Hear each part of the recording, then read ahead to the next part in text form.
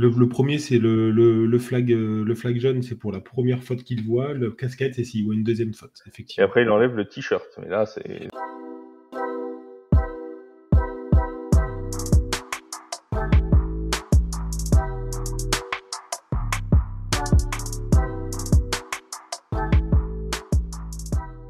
Bonjour à toutes, bienvenue dans Tailgate, le podcast 100% NFL des équipes de The Free Agent. On se retrouve comme toutes les semaines pour le deuxième podcast de cette semaine avec au programme un sujet d'actualité dont on va débattre comme toutes les semaines. Cette fois, c'est l'arbitrage en NFL. Les arbitres qui sont évidemment des personnages centraux du jeu, qui sont de plus en plus au centre des critiques de la part des fans et des journalistes.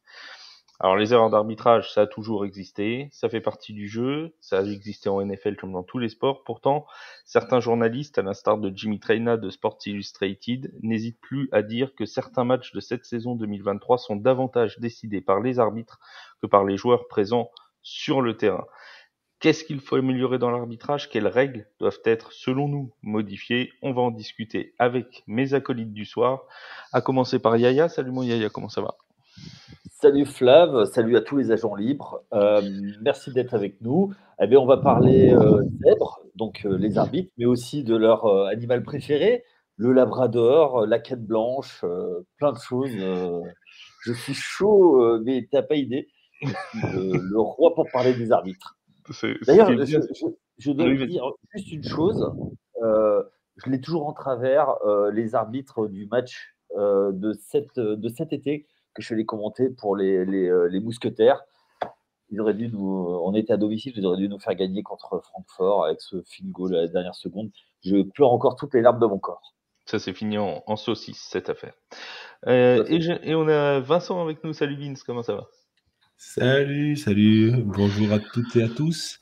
Eh ben oui, ça va très bien. Écoute, ça va très bien. On est là pour parler d'arbitrage, effectivement. Alors l'arbitrage, en plus, c'est un sujet qui est très délicat, puisqu'on le sait, dans le monde du sport et dans le monde de l'éducation, souvent on dit tout le temps, l'arbitre a tout le temps raison. Et là, justement, on va faire un podcast sur les choses qu'on pourrait revoir sur l'arbitrage. Donc, c'est très intéressant.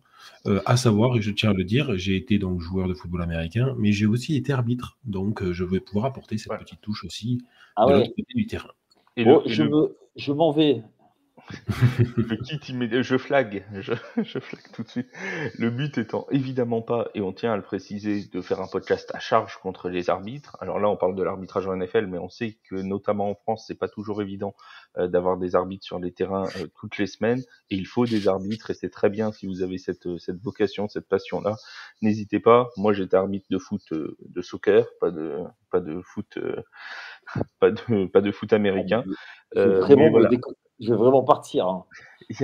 Il y a vraiment, n'hésitez pas, et on a besoin d'arbitres, parce que sans arbitre, il n'y a évidemment pas de jeu, ça paraît être une évidence, mais c'est toujours important de le rappeler. Et de qui on se moquerait, surtout quand on est au bord du terrain. Et contre qui ragerait-on tous les week-ends?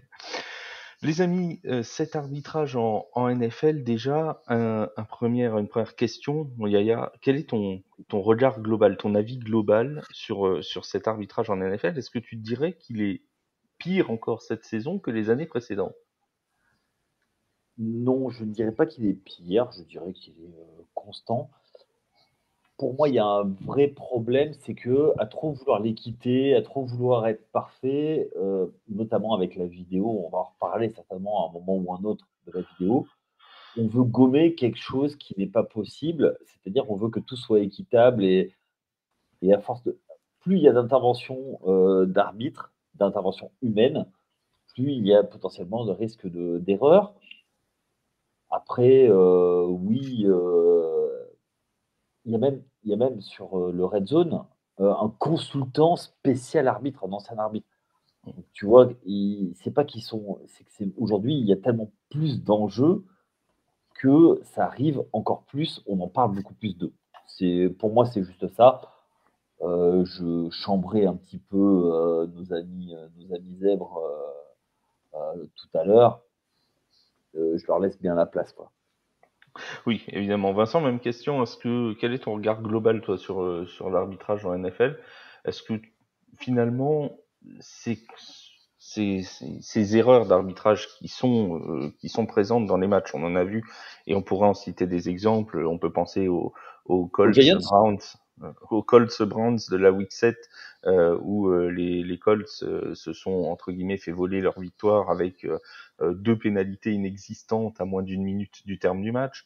On peut penser aussi à de nombreux autres matchs. Est-ce que il n'y a pas cet effet grossissant sur les erreurs d'arbitrage qui font qu'on voit pas toutes les choses bien qui sont faites à côté finalement? Bah, en fait, déjà, sur un terrain de football américain, il y a énormément d'arbitres. Et effectivement, il y en a 7. 7 arbitres, 22 joueurs. Et en fait, effectivement, ces arbitres-là, ils sont tous sont focus sur une zone du jeu en particulier, d'accord? Donc ils ont tous une zone en particulier à regarder. Maintenant, sur l'aspect général du football, de l'arbitrage en NFL, moi je trouve qu'on focus beaucoup sur les arbitres parce que justement, c'est la chose sur laquelle on va faire vendre, on va faire du clic dans tous les médias. Moi je le vois tu as été arbitre de soccer en France et je le vois au foot en France, c'est tout le temps récurrent, l'arbitrage. On a mis en place des moyens qui sont la vidéo, qui sont la goal line technologie. On arrive toujours à essayer de trouver des choses. Tout ça, ça sert à quoi? Ça sert à vendre. Pour moi, c'est les médias qui en font beaucoup et qui vendent beaucoup de par les arbitres. Pourquoi? On est déçu, donc on va essayer de se contenter de ce qu'on a, en fait, et de se dire, ben non, la faute, c'est les autres. Et donc, c'est, en l'occurrence, l'arbitre. Il faut savoir aussi raison garder et dire, ben ok, là, ils ont été bons. J'ai vu une stat, moi, où la NFL a publié sur les 10 dernières années, il y a 1,1% des coups de sifflet, enfin, pas des coups de sifflet, mais on va dire des flags en lancer, qui ne sont pas bons. 1,1%, c'est vraiment pas beaucoup quand même, hein, je trouve.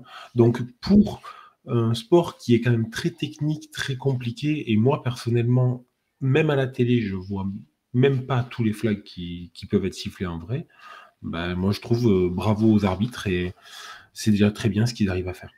Alors, je sais pas si ta stat, et là c'est une vraie question, est-ce que la stat compte que les flags qui ont été lancés et qui étaient injustifiés, ou est-ce que ça compte aussi les flags qui auraient dû être lancés et qui ne l'ont pas été? Parce que Non, j'ai vu effectivement la stat, c'est 1,1% des appels n'étaient pas bons. voilà, c'est ça. Donc c'est sur les flags, sur les flags lancés. C'est sur les Désolé flags. aux fans des Saints de rappeler cette terrible cette terrible interférence de passe qui n'a pas été sifflée contre les Rams. Et celle sur Darren Waller cette année. Ouais. Mais voilà, il y a aussi des appels qui sont pas faits. C'était juste pour voir si cette stat prenait en compte aussi ces appels qui semblaient évidents et qui n'ont pas été faits. Mais là où je te rejoins totalement, c'est sur la question de. On dit souvent que le football américain est un jeu de centimètres. C'est vrai que pour l'arbitrage, c'est pareil. Des fois, ça se joue à rien. Et on en reparlera dans les règles à modifier. Des fois, sur certains comportements de joueurs, ça peut être vraiment l'appréciation humaine de l'arbitre. En parlant d'humain, tu voulais parler de vidéo, Yaya, tout à l'heure. Est-ce qu'il faut qu'on ait un recours encore plus important à cette vidéo? Ça casse le rythme. On sait que par exemple, il y a le challenge qui existe pour les coachs. Oui. S'ils ont plus de temps mort, ils peuvent pas le déclencher. Ça se déclenche que dans certains cadres précis. On pense aux 2 dernières minutes, etc., etc. Est-ce que le coach devrait pouvoir intervenir sur chaque action à n'importe quel moment du match? Non, ça risque de casser le rythme. Et notamment, moi, je pense que ce serait un temps. Enfin, le fait que ça prenne un temps mort si c'est pas successful, c'est déjà bien parce que en fait, tu peux t'en servir pour casser le rythme de l'attaque quand tu es en défense, par exemple. Donc, tu vois, moi, je suis pas un grand fervent du tout vidéo. Tu vois, quand il y a un touchdown marqué un peu limite et que tu attends 5 minutes avant de pouvoir le célébrer, je trouve ça un peu moyen. Je trouve qu'il faut quand même du rythme. Et moi, des fois, ça me coupe un peu dans ma joie. C'est la fameuse explosion de joie retardée par la VAR en soccer. C'est Oui. où les personnes attendent pendant 3 minutes avant de célébrer un but pour savoir si il est Oui, hors jeu d'un demi-quart de centimètre ou pas. Mais ça vient de chez nous. Oui, bien sûr. C'est en NFL que la vidéo est arrivée en premier. Donc, Bien mais sûr. après, je trouve que il y a des fois, ça prend un peu trop de place. Toi, Vincent, sur les coachs challenge et les vidéos, est-ce que ça te semble, est-ce qu'on est sur une bonne proportion actuellement? Je rejoins complètement Yaya là-dessus. Il faut pas que ça coupe non plus les dynamiques. On le voit dans de nombreux sports. Le rugby s'y est très bien acclimaté, par exemple. Même si des fois ça coupe aussi le rythme. Mais voilà. Moi, je trouve que c'est très bien. Le challenge, c'est quand même je veux pas dire de bêtises, mais je crois que c'est un des premiers sports collectifs à avoir mis en place le challenge vidéo. Oui, c'est quasi certain. Oui, c'est les années 90. Hein. Voilà. Moi, typiquement. Même dans les années 80, il y avait déjà des premières esquisses. Ça avait été arrêté tout début des années 90 et c'est revenu. Voilà. Donc, moi, je trouve que c'est une très bonne idée, ce challenge. Après, voilà, c'est la manière de l'utiliser, c'est qu'est-ce qu'on va pouvoir challenger ou pas. Ce que je trouve un peu dommage, c'est qu'on ne puisse pas challenger tout et n'importe quoi, en fait. Si on voit une erreur, autant la challenger. Pourquoi se contenter de challenger que certaines règles et pas d'autres? C'est peut-être le seul bémol que je vois au challenge actuellement. Ouais, c'est vrai que entièrement d'accord avec toi. C'est un petit peu, c'est toujours un peu restreint, et on a ce côté-là aussi, parce que je pense à ce match aussi de semaine 7, c'était les Rams, alors je n'ai plus leur adversaire, c'était contre les Steelers. Il y avait eu un moment sur une 4e et 1, Kenny Pickett, qui visiblement n'avait pas du tout franchi la ligne de first down. Les arbitres l'avaient donné first down, ce qui avait permis d'arrêter le match, puisqu'il restait 1 minute et quelques à jouer sans temps mort pour les Rams. Et justement, Sean McVay, où il restait un peu plus de 2 minutes, et Sean McVay n'avait pas pu challenger puisqu'il n'avait plus de temps mort. Et ça, alors il y avait beaucoup de gens qui avaient dit oui, mais voilà, c'est pas juste parce qu'il aurait dû pouvoir le faire, mais quelque part, ça fait partie de la gestion du coach aussi de savoir gérer ses temps morts. Il le sait que s'il a plus de temps mort, il y aura plus de challenge. Donc ça fait partie enfin, je sais pas ce que vous en pensez, mais je trouve que ça fait partie de savoir gérer ses temps morts, comme tu dois savoir gérer tes remplacements en soccer, comme tu dois tout ça. Ça fait partie du jeu, quoi. Oui, totalement. Moi, j'abonde dans ton sens. Ça fait partie de la gestion du coach, mais l'équipe adverse savait très pertinemment aussi qu'il n'avait plus possibilité de poser un temps mort. Ah bah ça, bien évidemment. Donc ça y joue aussi. Faut pas ça c'est évident. Après, les arbitres, est-ce qu'ils auraient pas pu aller revoir eux-mêmes la vidéo? Ça, c'est une autre. C'est quand même, alors, c'est quand même dur à la vidéo de voir si ça passe ou pas, même s'il y a un nombre de caméras. Pour moi, c'est une des choses qui est impossible à voir à la vidéo. Déjà, je sais même pas comment ils font sur le terrain pour voir comment ça avance. Donc, c'est compliqué, quoi, tu vois. Flav, le problème, c'est que s'ils se diffusent eux-mêmes et qu'ils vont voir directement le ballon, ça fait jurisprudence. Pourquoi ils ne le font pas sur toutes les actions? Bien sûr, non, c'est évident. De toute façon, donc, en fait, il faut savoir qu'un arbitre, quand il envoie un flag sur un terrain, il est sûr de son coup. Nous, en formation d'arbitrage, ce qu'on nous disait, c'est vous envoyez un flag, vous êtes sûr. Vous nous montrez zéro incertitude. Il faut être sûr de soi. On lance ce flag, on a un numéro, on a une faute. Voilà. Et après, c'est au l'arbitre principal de gérer la pénalité, de dire ce que ça coûte comme pénalité en termes de yards et tout. Ouais. Parce qu'on rappelle que l'arbitre principal, celui avec la petite casquette blanche que vous voyez sur les terrains NFL, reste le maître entre guillemets des arbitres, le chef de l'équipage des arbitres, et que c'est lui qui décide de dire bon bah voilà, les autres arbitres vont dire il y a eu telle pénalité, et c'est lui qui va décider de mettre, si j'ose dire, tout ça en forme. C'est ça, hein, Vince? Je dis pas de bêtises. Oui, c'est ça. Et même ils peuvent il peut trancher, voilà. Souvent, on le voit, quand il y a un flag, il y a un conciliabule et ça arrive que le flag soit annulé, qu'il n'y ait pas de flag. C'est le fameux petit mouchoir là qu'ils font tourner. Le flag, ils le font tourner en l'air là. Un peu comme les Steelers avec leur écharpe. En fait, les Steelers, ils essayent d'annuler les pénalités à chaque fois. Et s'ils voient 2 fautes, ils envoient la casquette. Ouais, c'est vrai. Le premier, c'est le flag jaune, c'est pour la première faute qu'il voit. Le casquette, c'est s'il voit une deuxième faute, effectivement. Et après, il enlève le t-shirt. Mais là, Et il faut savoir, donc pour être complet sur les arbitres, ils ont une petite aussi, ils ont un petit flag bleu. Alors, c'est pas vraiment un flag, c'est plus une petite pastille. Et cette pastille, il l'envoie à l'endroit où a lieu la perte de balle ou le fumble sur un terrain. C'est-à-dire que si, par exemple, il y a un fumble sur un terrain, il envoie cette petite pastille bleue à l'endroit où il a vu le fumble. Si le ballon sort ou s'il y a une faute après, c'est à partir de cet endroit-là. Par exemple, un truc tout bête, mais un fumble est recouvert, il est remonté pour un touchdown. Sauf que dans la remontée, il y a un bloc dans le dos, donc il y a une faute. Et bien, ça ne revient pas à la balle à l'attaque, puisque la défense a récupéré la balle. Ça revient balle à la défense, mais par contre, au point de récupération du ballon, avec les yards appliqués au point de récupération du ballon. Tout à fait. Voilà, c'était Voilà. parfaitement clair et précis, mon cher Vince. Je suis sûr que vous allez apprendre des tas de choses dans ce podcast sur l'arbitrage.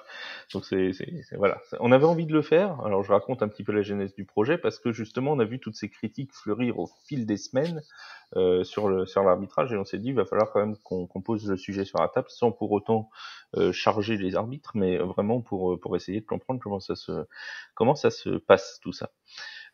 Autre petite question avant d'en venir aux règles qu'on voudrait modifier, c'est la question qui revient souvent du statut des arbitres, du statut professionnel des arbitres.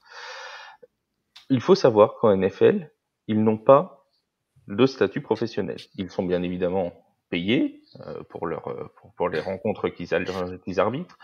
On a selon les chiffres, on dit que pour le Super Bowl, c'est entre 30 000 et 50 000 $. Là, on parle du Super Bowl, hein, on parle pas des matchs de saison régulière.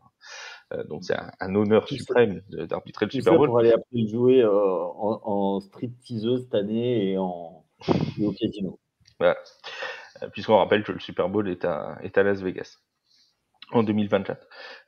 On a donc ces arbitres qui ne sont pas professionnels, qui ont d'autres métiers, parfois et souvent même à côté. Est-ce que, Yaya, il faudrait rendre les arbitres de NFL professionnels? Alors déjà, tu as parlé de tarifs, ils sont semi-pro. Ah oui, ils sont largement défrayés, oui. Voilà. Et tu sais que c'est le cas aussi en NBA où je crois qu'ils sont semi-pro. C'est le cas dans beaucoup de sports, hein, soit dit en passant. Oui, totalement. Le truc, c'est que la formation est professionnelle. Je ne sais pas comment les arbitres sont recrutés. Ça, c'est une carence de mon côté. Mais pour moi, oui, il faut qu'ils soient professionnels. Tu peux pas avoir des millionnaires qui jouent et avoir Et des millions en arbitre. jeu. Voilà. Ça brasse des millions les matchs NFL, hein, faut pas l'oublier. Après, ils seront jamais autant payés, hein, on va pas se leurrer.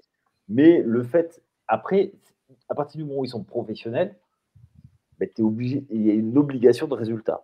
Donc pour moi, oui, ce serait pas mal de les voir passer à un arbitrage professionnel. Vince, toi aussi, tu milites pour le professionnalisme de l'arbitrage? Je suis plus mitigé, même si je suis assez d'accord avec les arguments avancés par Yaya. Moi, j'ai regardé un petit peu les chiffres pour préparer ce podcast et j'ai vu que la dernière signature d'accord entre les arbitres et la NFL, le syndicat des arbitres et la NFL, ça a été 205 000, le salaire annuel d'un arbitre moyen juste sur la saison régulière. C'est exclu les playoffs et tout ça. Donc 205 000 $ pour jouer, pour arbitrer sur 4-5 mois. Ok, ils sont pas professionnels, mais ils peuvent en vivre largement. Donc, il faut savoir que ces arbitres-là, ils sont professionnels. Alors, ça inclut la pré-saison, par contre, je crois. Oui. À confirmer, mais je crois que ça inclut la pré-saison. Mais ces arbitres-là, par contre, ils sont 100% dédiés à la NFL. Dans leur contrat, c'est marqué entre juillet et janvier. Plus pour ceux qui sont jusqu'au Super Bowl. Donc voilà, c'est pas des professionnels à 100%, mais pour autant, ils restent quand même assez dédiés à la NFL et je vois pas ce que la professionnalisation les 6 autres mois de l'année pourrait leur apporter en plus, si ce n'est que la NFL pourrait leur demander d'aller arbitrer des matchs de d'autres catégories pour continuer à se perfectionner tout au long de l'année. Oui, c'est possible. Parce qu'effectivement, l'expérience terrain, on la changera jamais, quoi. Alors moi, je vais juste faire un petit parallèle avec ce qui s'est passé en NBA. C'est que je ne sais pas si vous avez vu le reportage sur Netflix j'en ai parlé l'autre jour de l'envers du sport, avec un arbitre qui faisait des paris et qui avait été approché pour, comment dire, savoir ce qui allait se passer pendant les matchs. Donc si tu les payes, tu vois, si tu les salaries, entre guillemets, tu peux peut-être éviter potentiellement ce genre de choses où on sait que, en termes de paris, ça touche à de la mafia. Donc, et le sport professionnel américain, souvent approché autour de personnes pas très, très fréquentables. Donc, tu vois, pour moi, c'est ce petit aspect où si tu salariés, ils ne sont peut-être pas approchés non plus. Après, l'appel du gain sera toujours là. Mais je vois aussi ce côté. On rappelle aussi que, contrairement à ce que pensent beaucoup de gens, il n'y a pas d'impunité pour les arbitres. Quand ils se trompent lourdement sur certains matchs, ils peuvent être sanctionnés par la NFL, voire même aller jusqu'à l'interdiction d'arbitrer de nouveau. Alors il faut que ça aille très loin, il faut que ce soit des cas. Oui. C'est pas juste il a lancé une passe interférence qui n'existe pas. On est bien d'accord. Bien sûr. Mais il peut y avoir des sanctions. Ils sont pas non plus omnipotents. oui, tout à fait. On sait qu'il y a des arbitres qui ont été sanctionnés. Ils ont été obligés d'aller arbitrer un Chicago-Carolina. C'est en prime time. En plus. C'est terrible. Là, c'est limite, tu vois, affiché en place publique. Donc, non. C'est tout à fait ça. Bon, les amis, on passe aux règles. Parce que arbitrer, c'est bien, mais les règles, c'est pas toujours évident. Et il y en a certaines, on se dirait quand même, ça pourrait être sympa de les voir changer. Alors, je vous explique à vous, chers auditeurs, qui êtes de plus en plus nombreux, et vous en remercie sur toutes les plateformes d'écoute de podcasts. Je vous explique un peu comment ça s'est passé. Dans la rédaction, on a demandé quelles étaient les règles qu'on souhaiterait voir modifiées. C'est Vince qui a demandé, pour tout vous dire. Il est là, il est avec nous. C'est vraiment Vince, c'est toi qui as demandé. C'est moi qui ai insisté. C'était difficile, mais je l'ai fait. J'ai eu quelques règles. Oui, voilà. On en a quelques-unes et on va pouvoir en discuter. C'est moi. Et n'hésitez pas en commentaire de ce podcast, que ce soit sur X, sur ce que vous voulez, sur Facebook, sur ce que vous voulez, à discuter aussi des règles que éventuellement vous voudriez voir modifiées. Alors, on va commencer, Vince, par celle qui a peut-être fait le plus parler. C'était pendant un match entre, alors que je dise pas de bêtises, c'était les Commanders et les Buccaneers qui avaient eu ce roughing the passer absolu. Non, c'était avec les Patriots. Oui, c'est Patriots. C'était avec les Patriots. Patriots Commanders. C'était Commanders Patriots. Ouais, j'étais avec Tom Brady, je me suis dit Patriots Buccaneers. Non, c'était Matt Jones avec les Patriots où il y a eu un roughing the passer absolument incroyable de sifflet. Tout le monde a cru que c'était un sac. Tout ce qui est de plus bête. Finalement, ça a été pénalisé. L'arbitre s'est justifié en disant qu'il y avait une force excessive posée sur le quarterback, que le défenseur était tombé de tout son corps et donc que ça rentrait dans la règle du roughing the passer. On rappelle la règle. Normalement, une personne n'a pas le droit de plaquer le quarterback une fois que le ballon est parti ou avec une force excessive mise sur le quarterback pour éviter les plaquages dangereux sur les quarterbacks. J'en rajouterais juste interdiction de plaquer aussi au niveau de la tête et au niveau des genoux. Voilà, tout à fait. Est-ce que on doit changer cette règle du roughing the passer, mon cher Vince ? Alors pour moi, on ne doit pas la changer, mais on doit l'adapter. Cette règle, elle est très bien. Effectivement, on a vu beaucoup de QB se faire découper complètement après avoir lancé. Et quand on regarde les grosses vidéos des gros hits américains qui tournent sur YouTube, on regarde ça. En fait, on voit des QB qui lancent des balles avec le bras en l'air, qui se font désosser les côtes, qui n'en peuvent plus. Il faut savoir que quand on est QB, on n'est pas du tout protégé quand on lance la balle, puisqu'en fait, on a vraiment le bras en haut, donc on ne peut pas se protéger. L'épaulière, elle arrive au niveau, grosso modo, au niveau de la cage thoracique. Tout le reste, c'est à nous de le travailler. C'est à nous de faire le travail de gainage et tout ça. Donc, cette règle-là, elle est importante. Après, comment elle est utilisée, moi, c'est quelque chose qui commence à m'énerver de plus en plus. On prend l'exemple justement de ce match-là entre les Commanders et les Patriots. Siffler un roughing the passer là-dessus, alors que le plaquage, il est en règle, qu'il n'en peut plus. Enfin, je veux dire, on ne peut rien dire sur ce plaquage. C'est un super sac. Et le pire de tout ça, c'est qu'on sent très bien que le mec, il a envie de s'énerver et de dire c'est pas normal, mais il sait très bien que s'il s'énerve, il va se prendre un flag en plus, quoi. Donc, c'est compliqué. Alors, franchement, là, pour moi, c'était un très mauvais flag. La deuxième chose que j'ai à dire aussi, c'est que des fois, eh ben, cette règle n'est pas utilisée. Ce week-end, les Texans jouaient, je ne me souviens plus, je vais vite regarder. Les Les Bengals. Texans jouaient contre les Bengals, effectivement.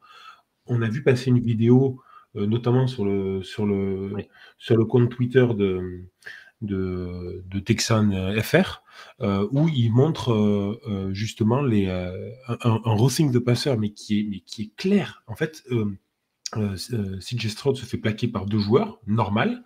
Il lance la balle à ce moment-là, il se fait plaquer par 2 joueurs, il n'y a pas de problème. Et 2 secondes après, il y a un 3e joueur qui arrive et qui lui met un coup de casque directement dans la tête. Et il n'y a aucun flag sur cette action-là. Et là, on se dit, bon, ben, c'est vraiment 2 poids, 2 mesures. Alors, ça me dérange un peu qu'on puisse avoir autant de disparités sur une même, enfin, sur des actions sur des actions pareilles, quoi, en fait. Soit on protège vraiment le QB et limite, ben, c'est du flag, on leur met des flags au QB, soit on tolère quand même un petit peu d'impact. Et ça reste un sport d'impact pour moi.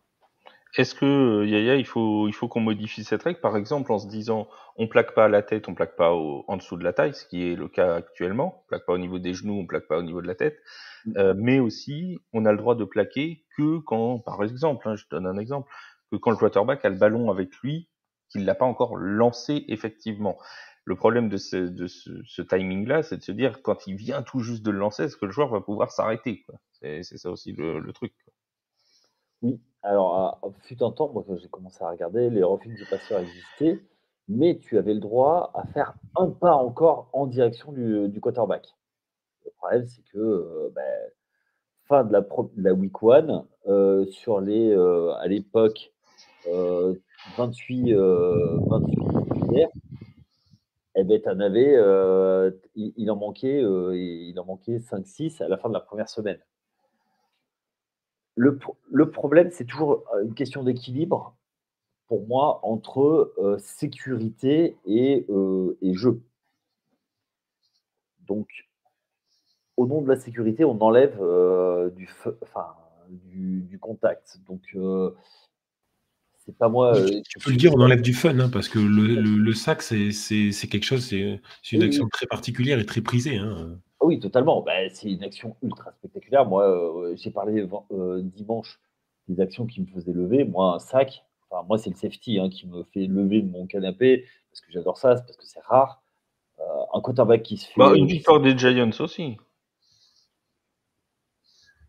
OK, aussi rare que les victoires au Super Bowl, de tes Saints alors, si tu veux, Tout tant à qu'on y fait. est. Ah non, ça a été même plus courant les victoires des Giants puisqu'il y en a eu 2. Voilà, mais plaisanterie mise à part, moi je suis assez mitigé. Alors, je suis old school puisque compte tenu de mon âge, moi j'aimerais bien qu'il y ait un peu plus d'impact sur le quarterback, tout en le protégeant. Donc c'est toujours cet équilibre. Après, je suis d'accord avec toi. Pour moi, c'est une question de cohérence, par rapport au corps arbitral et pas et que d'un match à l'autre, ce soit très cohérent. Où on dit, voilà, le quarterback, on protège et on protège vraiment. Moi, il y a pas de souci.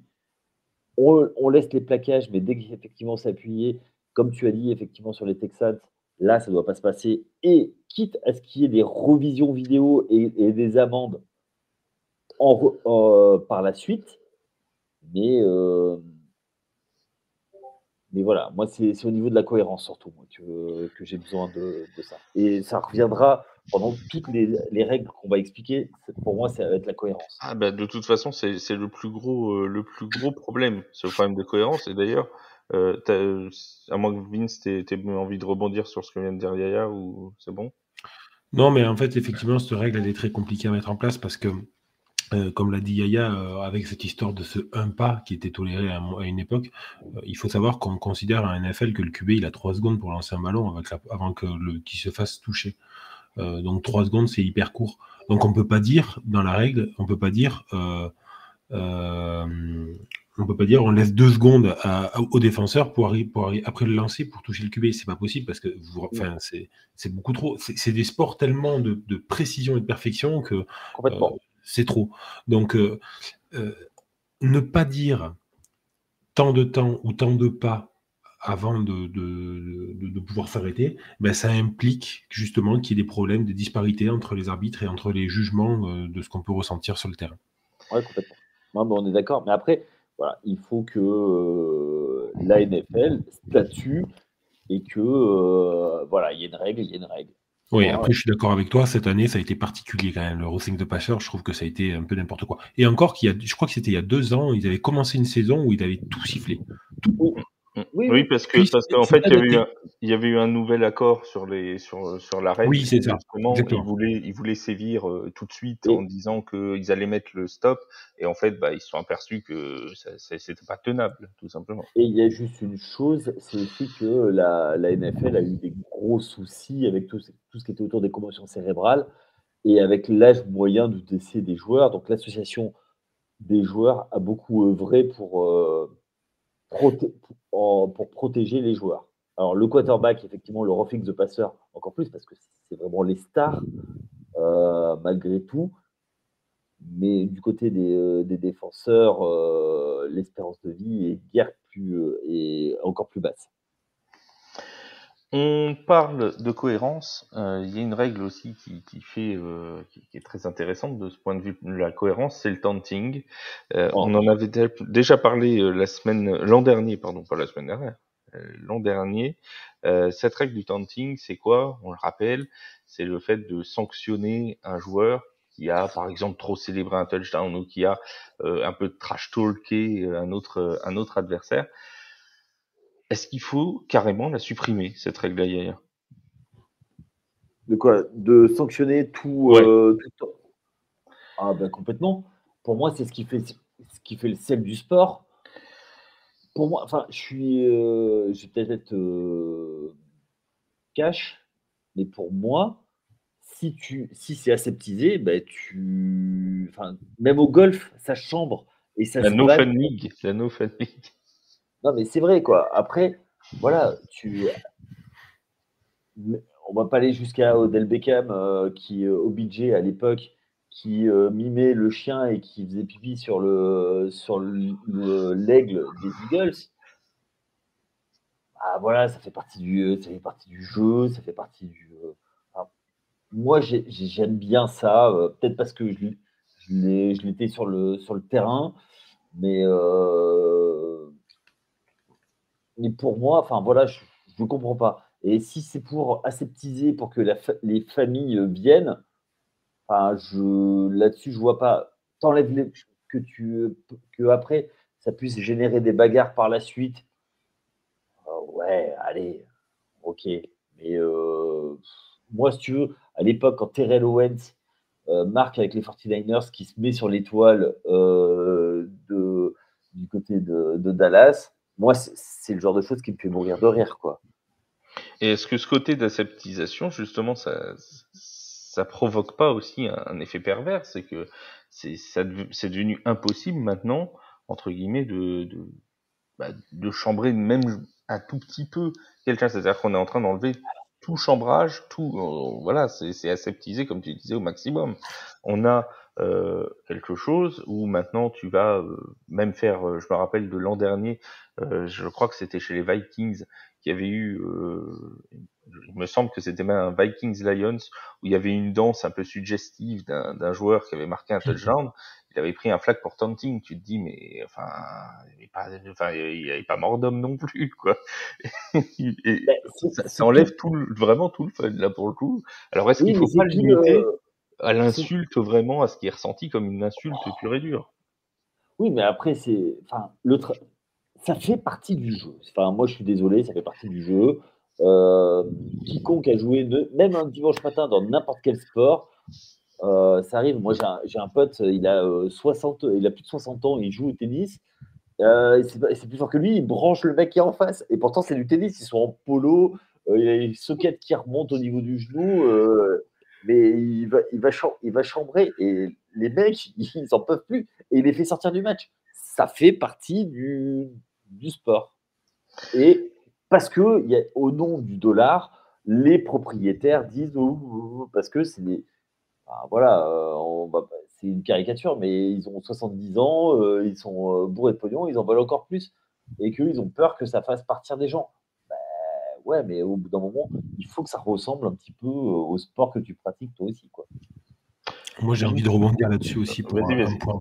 point particulier, c'est que donc déjà effectivement, je suis complètement d'accord avec Aya dans le sens où ça fait partie du jeu, ça fait partie du mental. C'est-à-dire que tu peux faire sortir ton adversaire comme ça. Moi, j'ai joué au football américain en France, j'ai réussi à faire sortir des gars qui étaient bien meilleurs que moi de matchs parce que j'étais un trash talker de. Oh, raconte-nous. Non, mais un truc tout bête, mais Ce qui est sur le terrain reste sur le terrain, Flav. un truc tout bête, mais moi j'étais taïen et un jour, donc je sors pour un tracé et le mec il vient me tamponner mais au moment du lancer parce que bon en France forcément il y a beaucoup moins de shots donc bon je capte pas la balle et le mec il me regarde il me fait de toute façon c'est bon ça sert plus à rien de le défendre ce mec là. J'ai fait à mon QB j'ai fait bah, tu sais quoi lance sur les autres puisque ça sert à rien de me défendre et le mec il est sorti de son match complètement. En fait il a complètement focus sur moi et toute la défense en fait c'est focus sur moi je sais pas pourquoi il a pété un câble là-dessus sur juste ça et ça peut être sur ça peut être sur autre chose tu vois par exemple moi, j'étais donc taïen. Des fois, je disais à mon garde à côté de moi, oh, mais laisse-le passer, lui. De toute façon, il n'aura jamais touché le QB, il est trop gros pour y aller, tu vois. Mais voilà. Mais ça fait partie du chambrage. Si tu n'es pas capable mentalement de passer au-dessus de ça, eh ben, enfin, je sais pas. On est dans un sport. Moi, c'est ce que je voulais dire au tout début avec quand je rebondissais sur Yaya. On est dans un sport, le football américain, où tu as bien d'autres moyens qu'un flag pour répondre à un chambrage. Tu mets une grosse cartouche, le jeu d'après, eh ben c'est réglé. Point. Mais les cartouches dans les règles. Et ben, on le faisait en France, au football américain en France. Je ne vois pas pourquoi il n'arriverait pas à le faire en NFL. Voilà. Très bien. Voilà. Donc supprimons cette règle du taunting. Comme ça, au moins, voilà. Alors moi, je ne la supprimerai pas complètement. Je dirais que tant que ça ne manque pas de respect, moi typiquement le côté du chien qui pisse sur le logo des Eagles, ça me gêne un peu. Ah oui, c'est obligé, hein, il est problématique. Hein. C'est ça le problème. Le problème, c'est que en fait, tu as affaire à des joueurs qui sont pas toujours, sans vouloir offenser personne, des maîtres d'intelligence. Je ne citerai personne, n'est-ce pas, Antonio Brown, mais c'est pas toujours non plus des gens, tu vois. Donc tu te dis, si tu mets pas de limite, jusqu'où ils vont aller, quoi, tu vois. C'est ça le truc, quoi. Ah ben Antonio Brown, on sait, il enlève les épaulières, il se met torse nu et il sort du terrain. Bon, bah voilà, hein, c'est Antonio Brown. Par exemple, hein, lui, j'ai cité lui, mais je pense qu'il y en a d'autres qui seraient capables de faire des trucs un peu Il peut faire de la cryothérapie en France sans chaussons. Voilà, par exemple. Par exemple. Mon cher Yaya, tu avais proposé toi-même une règle aussi à revoir, c'était sur les passes interférences. Les interférences de passes, notamment au niveau des receveurs, qui, à ton sens, cherchent parfois plus le flag que d'attraper la balle. Oui, et ça, en fait, il y a des receveurs qui jouent sur leur avantage parce qu'on est dans une ligue, la NFL, où c'est tout pour l'attaque. Et des fois, à mon sens, certains receveurs jouent vraiment excessivement la pénalité. Alors après, ça fait partie du jeu de jouer avec l'arbitrage. Mais on parlait de cohérence, des fois, il n'y en a pas. Et par exemple, je ne vais pas me faire des amis, mais au dernier Super Bowl, la pénalité sur Juju Smith-Schuster de James Bradbury, moi, j'ai kiffé, hein, on ne va pas se leurrer, mais c'est extrêmement sévère, alors qu'il y a des fois où c'est le receveur qui balance, et là, on ne dit rien. Je prends l'exemple, c'est le touchdown il y a eu sur la week 9 ou 8 de DeAndre Hopkins qui balance. Le premier touchdown de la saison de DeAndre Hopkins, c'est la passe de Will Levis pour DeAndre Hopkins. Ah ouais, non mais c'était. Enfin voilà, je parlais de cohérence, il en faut un peu plus et je comprends qu'on veuille protéger les receveurs, mais quand même, au bout d'un moment. voilà, faut un peu de mesure là-dessus. Moi, je trouve que des fois, c'est un peu trop excessif.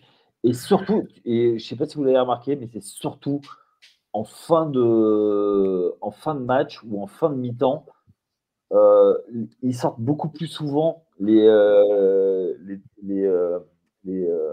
interférences de passe, donc défensives. Moi, je trouve que des fois, c'est extrêmement frustrant. Vince, un avis sur les défensifs passe interférence. Est-ce que c'est sifflé trop facilement contre la défense? C'est-à-dire qu'en fait, ils oublient que le défenseur, c'est aussi un joueur, comme l'attaquant. C'est-à-dire que l'attaquant, il arrive en contact du défenseur, et puis forcément, c'est la faute du défenseur tout le temps.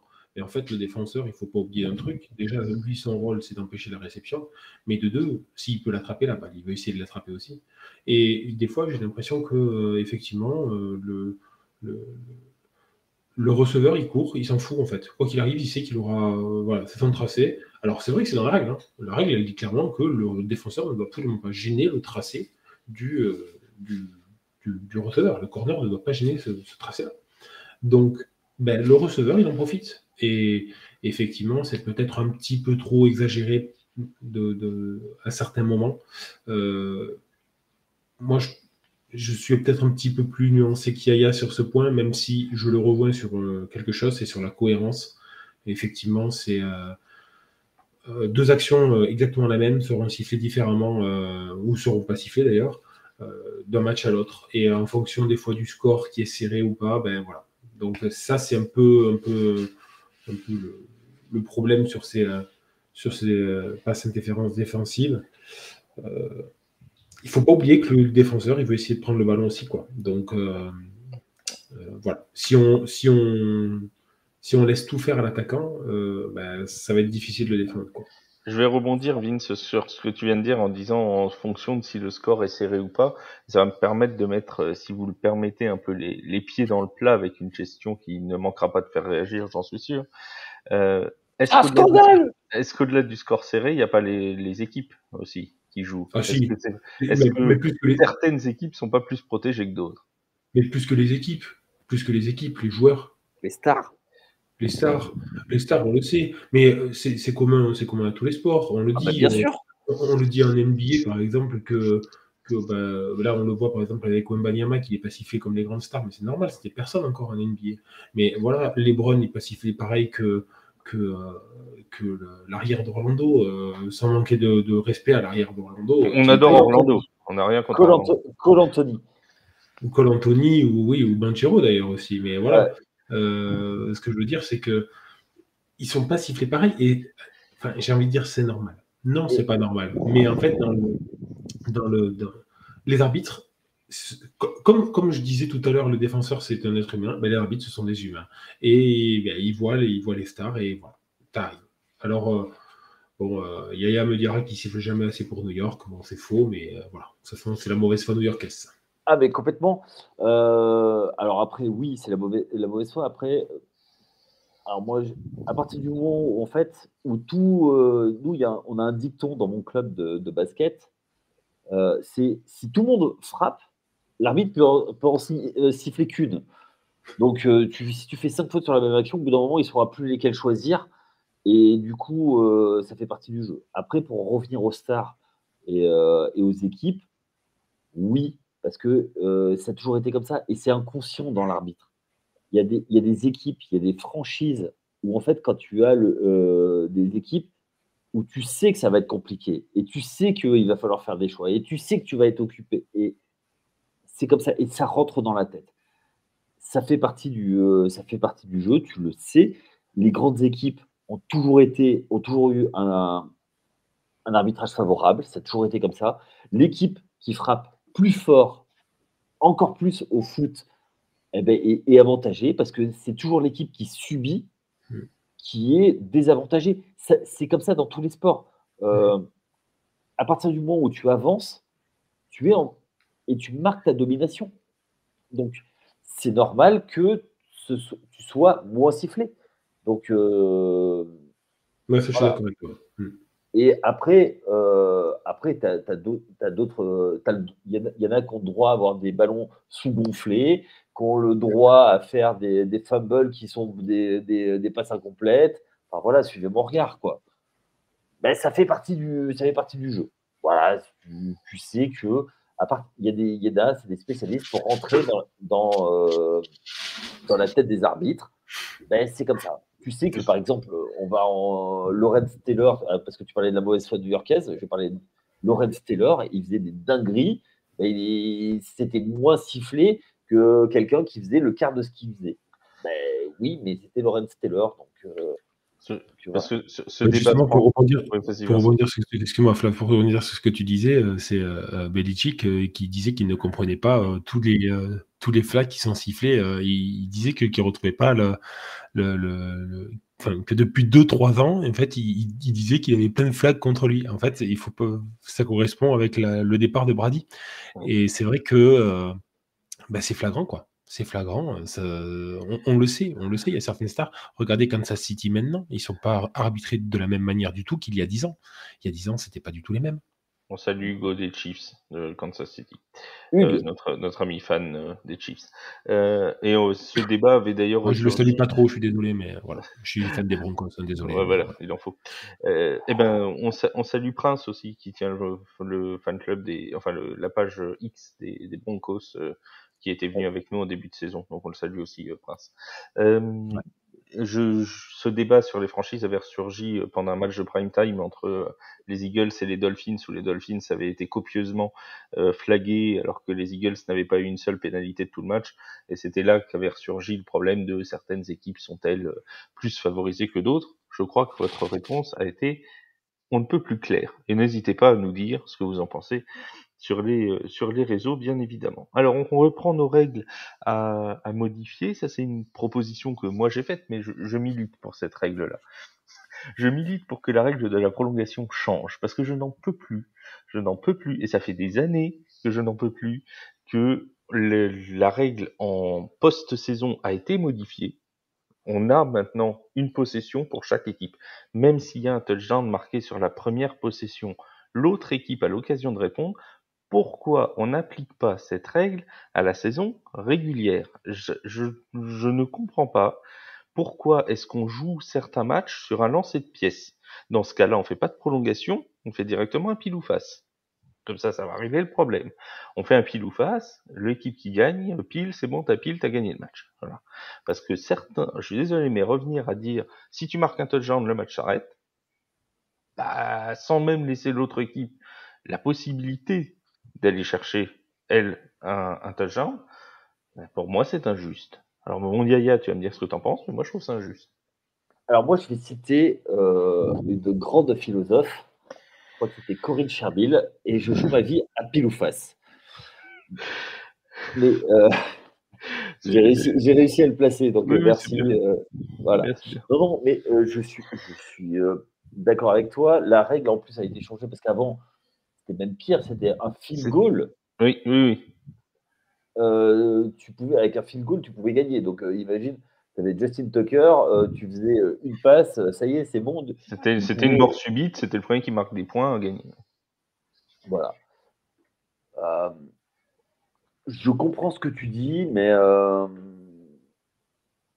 on parle de cohérence. Je serais d'accord pour mettre les deux équipes au même niveau, comme en playoff. Oui. Après, mais c'est surtout pourquoi ça existe en playoff et pas en saison régulière. Moi, je vais t'expliquer pourquoi. Autant en playoff, il ne peut pas y avoir de match nul. Oui. Autant en saison régulière, il y a des matchs nuls, que la durée d'attention du spectateur est faible et que les prolongations, s'ils sont en prolongation, ils sont pas à la buvette en train de picoler des bières et bouffer des hot dogs. Oui, et puis surtout dans le red zone, s'ils sont en prolongation du premier match, ils loupent le début du deuxième match aussi. Et voilà.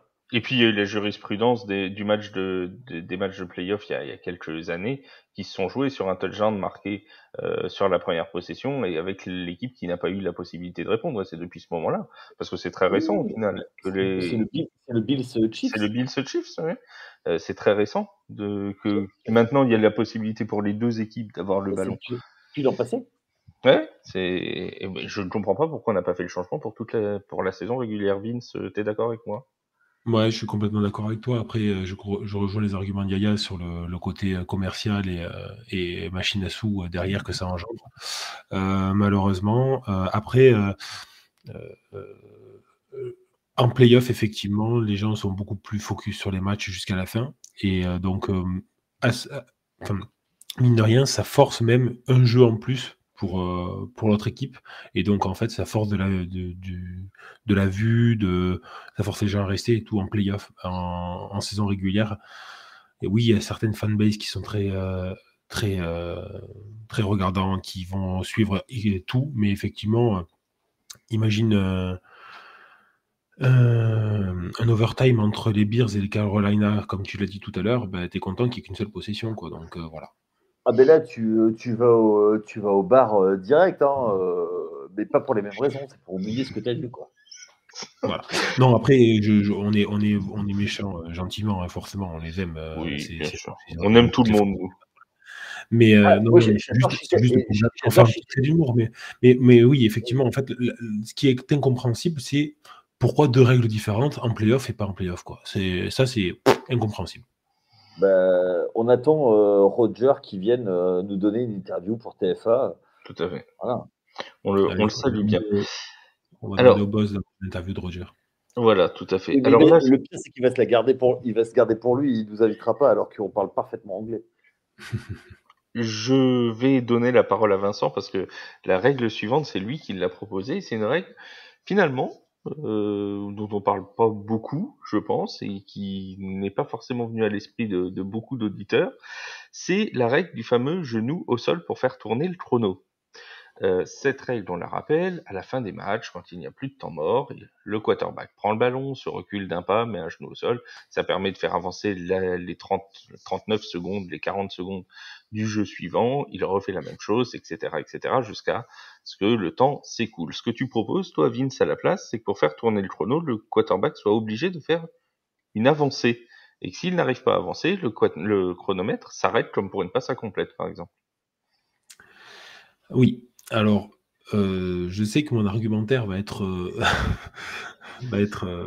compliqué parce qu'effectivement, ça Tu fait remets partie en du jeu cause la maintenant. NFL, l'histoire de la NFL. Ça fait partie du jeu maintenant, cette règle du genou au sol. Mais qu'est-ce que ça m'énerve de voir des matchs gagnés au genou au sol. Ça me saoule. En fait, on arrive à 2 minutes, des fois les matchs, ils sont finis. Non, allez, un peu de risque. Moi, ce que je demande, c'est pas forcément une avancée, mais qu'au moins le QB, il se mette en danger. Donc la mise en danger, elle est soit on fait une petite avancée. Alors, c'est là où c'est le problème, c'est est-ce que 1 yard, ça suffit? Si on essaye de faire l'avancée, mais qu'on est plaqué avant, est-ce que ça s'arrête ou pas? Pour moi, non, parce que c'est une course. Mais bon, c'est toujours pareil, comment on va justifier qu'il y ait l'avancée ou pas? Et c'est là où je comprends que c'est difficile à mettre en place, ces règles-là. Est-ce que, la mise en danger, ça peut être aussi simplement de sortir de sa poche? Si le QB, il sort de sa poche, il met un genou au sol, bam, pourquoi pas? Enfin voilà, moi ce qui me Au moins, il laisse dérange, la possibilité à la défense d'intervenir, quoi. voilà, ce qui me dérange, c'est qu'il y a 0 possibilité. Voilà, 0. Il y a pas de possibilité et ça me dérange. Surtout qu'à contrario, on a cette fameuse règle où le QB, il peut lancer une passe très rapide dans par terre, pour arrêter le chrono. Heu, Là, on arrête le chrono, on lance une passe comme ça rapide, on arrête le chrono. Dans l'autre sens, on n'arrête pas le chrono, parce qu'on met un genou au sol et ben moi ça me dérange. Voilà. Bon, Yaya, le genou au sol, on arrête le genou au sol? Ou du J'aurais moins, on tendance à arrête le dire, chronomètre pour ceux qui font le choix de mettre le genou au sol. je comprends, ce qui fait qu'à 1 minute 30, le match est fini, quoi. Ah bah, s'il y a plus de temps mort, oui, c'est fini, oui. Ouais, Alors après, je comprends que on en a parlé au début de l'émission, ça fait partie de la gestion des temps morts des arbitres, des coachs aussi, hein. Je le comprends, oui, moi mais aussi, mais c'est frustrant. oui, c'est frustrant. C'est un petit peu comme en NBA quand ils jouent pas les dernières possessions, tu vois? Hem, Oui, mais en NBA, quand tu joues pas les dernières possessions, c'est réglé le match. Ça veut dire qu'il y a plus de points. Là, quand tu mets un genou au sol et qu'il y a que 2 points d'écart, ouais, moi ça me dérange un peu là. À la limite, quand il y a un blowout à Ouais, la Miami voilà, contre Broncos, je dis pas, mais parce que Après, sur l'NBA, c'est un gentleman agreement, en fait. C'est ne pas jouer à dernière possession pour pas ouais, mais humilier là, l'équipe c'est pas, adverse. là, c'est pareil, hein, c'est un gentleman agreement. C'est-à-dire que tu sais que l'autre équipe a bien défendu, elle a récupéré la balle, elle n'a pas fait, ou elle n'a pas fait le taf, et du coup, c'est pour ça. Il y a aussi effectivement le truc, c'est que moi j'entends ce que tu dis, Vincent, je suis assez d'accord avec toi. Après, c'est toujours la problématique des blessures qui peuvent vite arriver, choses comme ça. C'est aussi pour éviter des blessures qui mettent et oui. Ouais. On est toujours Bon, dans la mesure, donc je comprends du côté des coachs et les enjeux aussi qu'il y a à pas jouer les dernières possessions, parce que imagine, il lance une passe, ben voilà, il y a un blessé ou il se fait blesser. Voilà, en plus quand on connaît la précarité des contrats en NFL, voilà. C'est pour ça que je suis assez nuancé. Je comprends ton point de vue, j'ai la même frustration. J'essaye de voir avec, de me faire l'avocat du diable, c'est compliqué. En parlant de règles L'avocat du aussi, diable? oui, non, c'est très bien. En parlant de règles qui sont toujours, alors c'est pas forcément qu'avec le quarterback, mais on l'a vu beaucoup, je pense, chez les Eagles de Philadelphie notamment. C'est Les touches cette push? possibilité maintenant, voilà, de pousser, de pousser un joueur qui a le ballon. Alors ça fait une espèce de maul, si j'ose dire, comme au rugby. Yaya, toi, tu l'interdirais, ça? C'est autorisé depuis très peu de temps, hein. Oui. Euh, alors moi je suis désolé, c'est moi qui l'ai dit la règle, donc c'est pour ça je vais encore mettre les pieds dans le plat, hein. Je suis désolé, Yaya, je te coupe, mais vas-y, avec plaisir. le football américain, pour moi, c'est un sport de bloc, c'est pas un sport de molle. Et ça me dérange de voir ça. Effectivement, alors tout à l'heure, tu parlais justement d'éviter les blessures sur les QB sneak, sur les genoux au sol en fin de match. Là, on fait des QB sneak où on a une pression, mais de fou, entre les gens qui viennent pousser le QB et les défenseurs qui viennent pousser là. Et le mec, il se retrouve en plein milieu. Non, c'est pas possible. Pour moi, c'est. Moi, j'aime. Alors, je suis peut-être un peu trop vieux, bête, mais. T'es jeune par rapport à Ouf, moi. ouf. Oh là, là, un TFA des vieux bêtes. Ouh là là. Je suis Non, du mais seul. ce que je veux dire, c'est que c'est pas le foot pour moi. Voilà. Le foot pour moi, c'est tu fais l'effort, tu viens dépasser ton joueur et tu viens, ou alors le joueur atteint le bloc et tu fais l'effort. Voilà.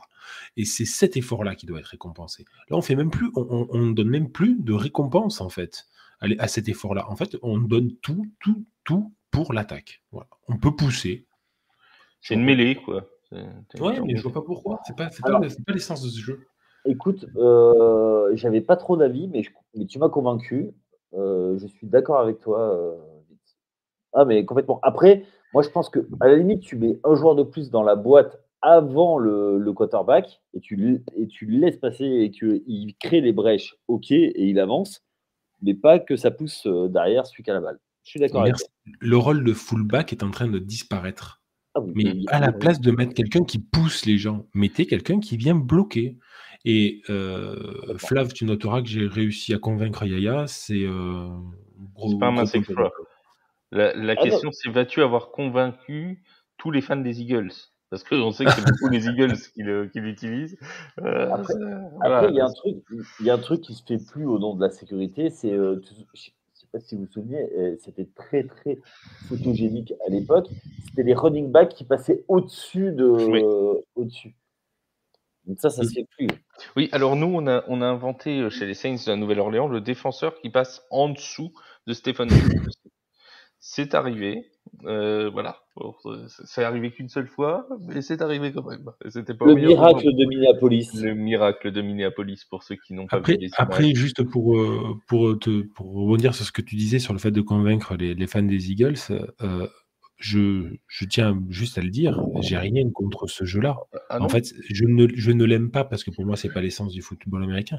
Mais par contre, le coach qui a inventé ce jeu, il a tout compris aux règles et il a très bien adapté et il est très fort. Donc bravo à lui. C'est juste que les autres ne se sont pas adaptés Et on lui comme autorise, lui. donc il joue avec Bah les oui, règles, hein. bien Il y a sûr, rien bien sûr. d'illégal.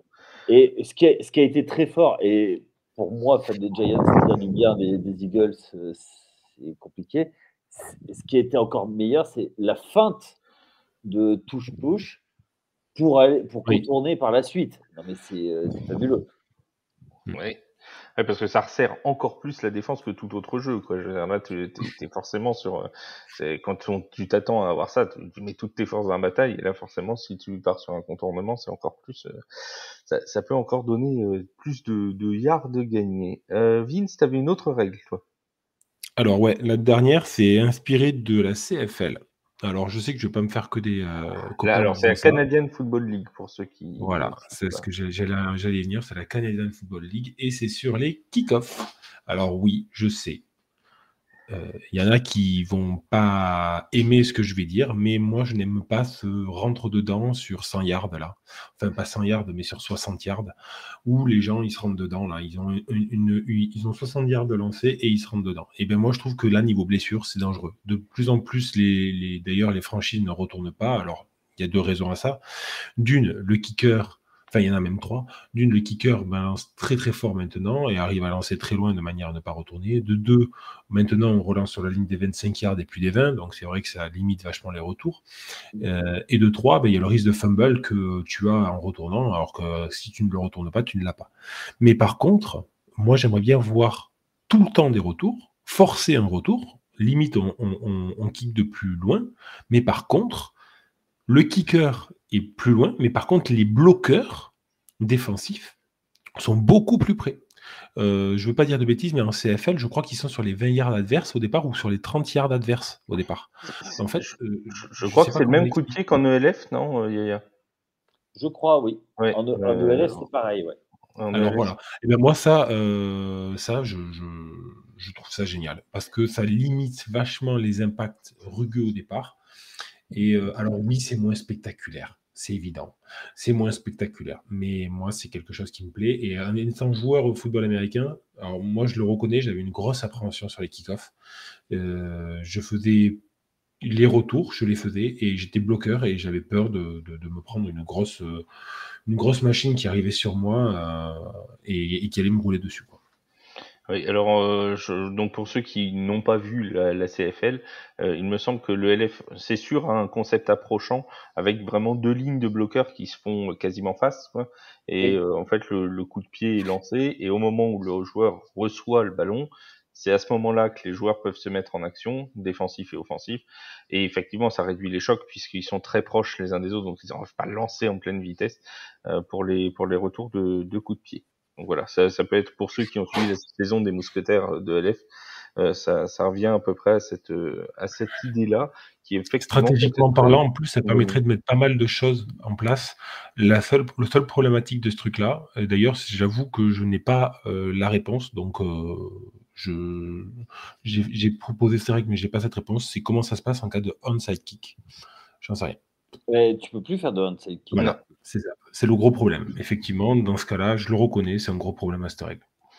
Il y avait une règle aussi qui avait été en discussion. Alors je l'avais pas mis dans le fichier, je viens d'y penser maintenant. Alors je vais vous prendre à brûle pour point. C'est les conversions. C'est inspiré cette fois de la XFL, la ligue qui a été concurrente entre guillemets de la NFL pendant l'été. Ouais, on va dire complémentaire plutôt, une ligue d'été. Ouais, voilà. Eux, ils font une conversion. Si vous placez le ballon sur les 2 yards, c'est une conversion forcément en course, ou en course ou en passe, comme les conversions à 2 points actuellement en NFL. Si vous placez le ballon sur les 2 yards, c'est une conversion à 1 point. Si vous la placez sur les 5 yards et que vous réussissez, ça fait une conversion à 2 points. Si vous placez sur les 10 yards et que vous réussissez en une seule tentative, c'est une conversion à 3 points. Ouais, en fait, c'est graduel comme ça. Est-ce que ça vous semble une bonne idée de revenir sur les conversions? Yaya. Pouvoir transformer un touchdown à 3 points. Je n'y avais pas pensé. 3 points, ça fait quand même un field goal, quoi. Ça fait quand même beaucoup. Ça fait un demi-touchdown. Ouais, ça fait un demi-touchdown. Mais tu parles de 10 yards. Oui, mais ouais. J'entends. Je suis circonspect. Mais tu me laisses réfléchir, on se donne rendez-vous dans un an. On se donne rendez-vous dans 10 ans, même jour, même heure, même pomme. On dira que rendez-vous place des grands hommes. Ok. Voilà. Ça aurait pu servir les mousquetaires de Paris en ELF. Ils n'auraient pas eu à faire confiance à Benjamin Bonneau pour les coups de pied. Arrête d'embêter ce pauvre Benjamin Bonneau. On le salue, on l'embrasse, Benjamin. Oui, oui. On l'embrasse. Le COP a toujours été super cool avec lui. Et voilà, et on pense fort à lui et qu'il revienne pour une bonne saison. Voilà, tout à fait. Vince, sur les conversions? Alors franchement, je n'y avais pas pensé. C'est beaucoup, 3 points. C'est beaucoup. Et au contraire, 2 points pour 5 yards, c'est peu aussi. Parce que dans ce cas, ou alors tu forces forcément, tu n'as plus de coup de pied pour les transformations dans ce cas-là. Tu forces la conversation à la main, c'est ça? Oui, il me semble qu'en XFL, si je dis pas de bêtises, et je vais vérifier en même temps, mais il me semble que c'était obligatoirement en course ou en passe. Il n'y avait pas de possibilité de convertir. J'ai l'impression, là, tu sais que c'est dans le jeu vidéo, je sais pas si vous avez connu, qui s'appelait NFL Street. Tu vois, c'était à peu près c'était ça. Donc, Je confirme que le kicker n'existe pas, ne peut pas convertir à 1 point au niveau de la XFL. Donc c'est bien ce qu'on disait à l'instant. Et c'est donc avec cette conversion. Donc si le ballon est placé sur la ligne des 2 yards, c'est une conversion à 1 point. Si c'est sur la conversion sur la ligne des 5 yards, c'est 2 points. Et 3 points, c'est réussi à partir de la ligne des 10 yards. Ça a donné des fins de match assez dantesques en XFL, hein, parce que certains tentaient des conversions à 3 points. Enfin, ça a donné des trucs assez rigolos. Hein. Alors c'est sûr que au niveau de la stratégie, après de l'ouverture un peu du jeu, ça va donner pas mal d'opportunités et c'est sympa. Moi je trouve ça pas mal. Maintenant après, la conversion à 1 point au pied, elle est quand même importante. Il faut pas oublier que normalement quand on marque un touchdown, on a fait un drive complet. Alors il peut être long, il peut être court, peu importe, mais l'attaque elle est un peu aussi sur les rotules, elle a aussi envie de sortir et des fois ça se joue à un jeu près, quoi. Donc la conversion au pied elle est quand même intéressante. Après de là à dire pourquoi pas faire au pied comme on fait d'habitude, 2 points comme on fait d'habitude. Si on se met sur les 10 yards, on fait 3 points, pourquoi pas. Un espèce de mix entre la règle NFL actuelle et la XFL 2023. Ouais. Tout à fait. C'est effectivement tout à fait envisageable. Alors, une dernière question qui nous vient de X, juste très rapidement, puisqu'on a un auditeur qui nous a gentiment envoyé une petite règle qui, lui, l'insupporte. Vous allez juste me dire si ça vous énerve ou pas, c'est juste ça. C'est notre ami Raphaël Valverde, qui est assez fidèle en plus de TFA et qu'on salue, qui dit le fumble qui sort dans la end zone et qui fait touchback, il trouve ça insupportable. Toi, Yaya, ça t'énerve ou pas? Non, ça t'énerve pas. Non, tu veux que je développe ou pas? Tu peux développer, oui. Alors, en fait, dans ce cas, c'est comme si il y a un fumble et que c'est récupéré par la défense. C'est un peu comme une interception. Imagine, il y a une interception, il y a un touchback. Et après, tu mets le genou au sol, il y a touchback. Donc, pour moi, il n'y a pas de... Pour moi, c'est pas... Enfin, c'est pas ultra... comment dire? Problématique. Ouais, voilà. Bon, après, il faut quand même reconnaître que le nombre de fumbles dans la end zone qui sortent sur la saison NFL, il n'y en a pas non plus toutes les semaines. Ouais. Ah oui, non, il n'y en a pas toutes les semaines. Après, effectivement, le mec qui rentre dans la end zone et qui fait un fumble, là, effectivement, il y a safety et comme ça, c'est réglé. Mais si c'est un attaquant qui fait tout le terrain et qui échappe la balle au dernier moment, excuse-moi, mais c'est good game pour la défense, quoi. Tant mieux pour eux. Tant mieux pour eux. Vince, toi, tu vas me dire comment veux-tu faire autrement? C'est ça en fait, c'est exactement ce que j'allais te dire. Moi, j'espérais que tu me lances différemment pour que je dise, mais écoute, de toute façon, comment tu peux faire autrement? Donc, voilà. Je répète ce que je dis, c'est bien parce qu'en fait, on en a discuté. C'est pour ça que je sais ce que tu vas dire. Et tu es en train de dire que Flav a fait une passe canard. C'est ça. Un canard boiteux. Non, mais en fait, je comprends très bien ce que veut dire l'auditeur, dans le sens où c'est frustrant. Si jamais le fumble, il est créé et il sort juste avant le poteau de down, pardon, pas le poteau de down, le poteau de la zone d'embut de touchdown, Ouais. l'attaque garde possession du ballon. Par contre, si ça passe de l'autre côté, c'est touchback et non seulement la défense récupère le ball, mais en plus ils repartent sur leur 25. Donc ça fait un immense écart pour quelques centimètres. Je suis d'accord. Est-ce qu'il faudrait Ouais, mais pas, après, est-ce qu'il faudrait pas juste, si ça sort, s'il y a un fumble et qui sort de la end zone, au lieu de faire un touchback et que la défense récupère le ballon relativement haut sur le terrain, les faire repartir en défense, redonner la balle à la défense, mais par exemple des 2 yards ou quelque chose comme ça. Oui, ou à l'endroit où le ballon a été perdu. Oui, voilà, ou à l'endroit où le ballon était perdu. Ça pourrait être alors, une solution intermédiaire. oui, oui, Oui, mais alors excuse-moi, Yaya, je vais te couper, mais pourquoi pour une interception, par exemple, tu fais un touchback dans ce cas-là aussi? Tu vois? Je sais pas, moi, c'est pas moi qui fais les règles. non, mais après, Voilà. j'entends ton argument. Après, c'est où a eu lieu, parce que toi, dans l'exemple qui a été donné de notre auditeur, on ne sait pas si le ballon était toujours en vie ou pas, ou effectivement s'il était sorti. Effectivement, s'il sort, c'est une chose, ou s'il va dans la end zone. Et dans ce cas-là, si l'attaque, il y a un fumble, l'attaque recouvre le ballon, dans ce cas-là, on met C'était pas, on met pas de touchdown. Il faut que ce soit équitable, à la fois pour l'attaque et la défense. C'est une problématique. Mais après, je suis d'accord que si ça sort de la end zone sur un des côtés ou au fond,